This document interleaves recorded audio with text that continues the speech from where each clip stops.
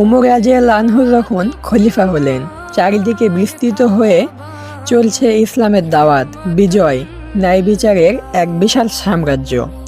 কিন্তু তিনি ছিলেন একদম সাধারণ মানুষের মতো, এক গাছের নিচে ঘুমিয়ে থাকা মানুষ, যাকে দেখে কেউই বলবে না তিনি এক বিশাল শক্তিশালী সাম্রাজ্যের নেতা।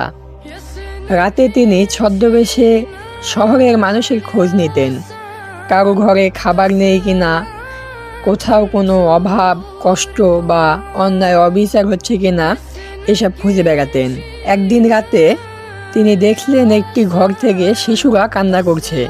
দরজার পাশে গিয়ে দেখলেন এক মা খালি হাঁড়িতে শুধু পানি ফুটাচ্ছে। শিশুরা মনে করছে খাবার রান্না হচ্ছে। মা বলল, আমি কিছুই পারি না, শুধু অপেক্ষা করাই। ওমর রাদিয়াল্লাহু আনহু এর চোখে পানি চলে এলো।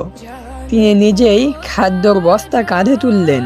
সঙ্গীরা বলল, আমরা নিয়ে যাব। তিনি বললেন, না, কিয়ামতের দিন এ বোঝা আমি কাউকে দিতে পারবো না।